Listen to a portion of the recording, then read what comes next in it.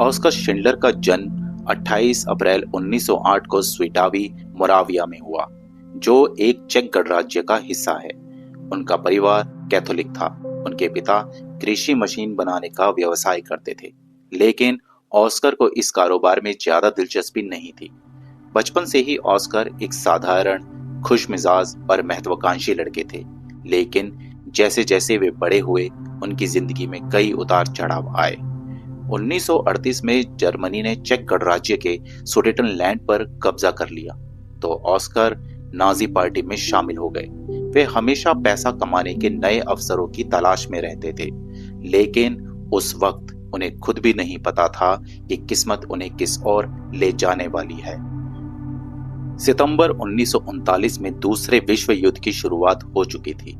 Germany ने Poland पर हमला कर दिया और नाजी सेनाएं पोलैंड के क्राकोव शहर में घुस गई। इस समय तक क्राकोव में 60,000 से अधिक यहूदी रहते थे, लेकिन अब उनकी जिंदगी पूरी तरह से बदलने वाली थी।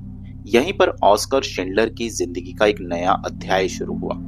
उन्होंने देखा कि जर्मन अधिकारी यहूदियों को उनकी दुकानों, घरों और व्यापारों से निकाल रहे हैं।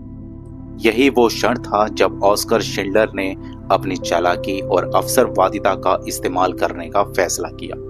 शिंडलर ने क्राकोव पहुंचने के 1 महीने के अंदर ही एक यहूदी स्वामित्व वाली एना मेलवेयर फैक्ट्री खरीद ली, जिसे एमिलिया के नाम से भी जाना जाता है।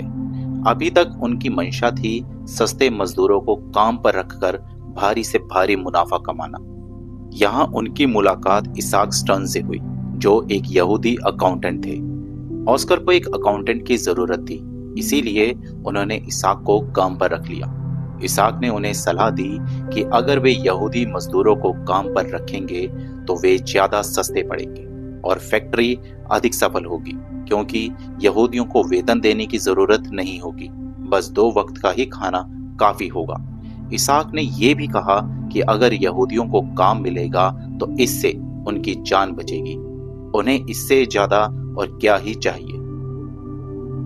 शिंडलर ने यह सलाह मान ली, लेकिन उन्हें नहीं पता था कि यह फैसला उनकी जिंदगी बदल देगा। इसाक की